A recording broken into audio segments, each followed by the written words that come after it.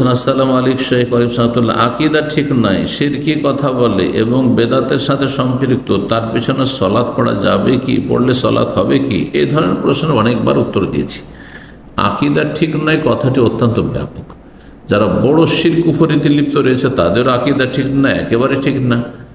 যারা বিভিন্ন বেদাতে জড়িয়ে রয়েছে বা বেদাতি ধারণা রাখে ইসলাম সম্পর্কে, ইসলামের করণীয় বর্জনীয় সম্পর্কে, কিন্তু বড় শিরক কুফরির পর্যায়ে পৌঁছে না, তাদেরও আকীদা ঠিক নাই। তার আকীদা যাদের ঠিক নাই তারা দুই শ্রেণীর। এক শ্রেণীর লোক যারা বড় শিরক কুফরের ভ্রান্ত আকীদা রাখে, তাদের পিছনে সালাত হবে না।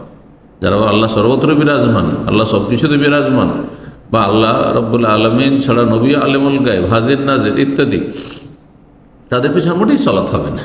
যারা আল্লাহ ছাড়া অন্যের কাছে সাহায্য চায়, জিলানি চিশতির কাছে, আলী হাসান হুসেন কাছে সাহায্য চায়, হ্যাঁ তারা দিতে পারে, তারা রক্ষা করতে পারে, তার রোগ ভালো করতে পারে ইত্যাদি, পীরেরা হ্যাঁ অদৃশ্যের কথা জানতে পারে, পীরেরা আফ্রিকা জঙ্গলে গিয়ে মিটিং করে, এসব কথা যারা বলে তারা কুফরি আকীদায় রয়েছে, শিরকি আকীদায় রয়েছে। তাদের পেছনে মোটেই সালাত হবে না। কিন্তু যদি মিলাদ করাকে সবের কাজ মনে করে, নিয়ত পড়াকে সবের কাজ মনে করে, তাহলে তারাও বেদাতি, তাদের আকীদায় বিভ্রান্তি আছে, কিন্তু তাদের পিছনে সালাত হবে কারাহাতের সাথে, ঘৃণার সাথে। জি, অপছন্দনীয়, কিন্তু সালাত হবে যদি সেই ইমামকে আপনার মসজিদে চাপিয়ে দেওয়া হয়, আপনার সেই ইমামকে সরানো সম্ভব নয়, সরাতে গেলে বিশৃঙ্খলা সৃষ্টি হবে, তখন তার পিছনে আপত্তির সাথে ঘৃণার সাথে সালাত হবে। যদি উত্তম বিকল্প থাকে তাহলে তাদের পিছনে সালাত করবেন না।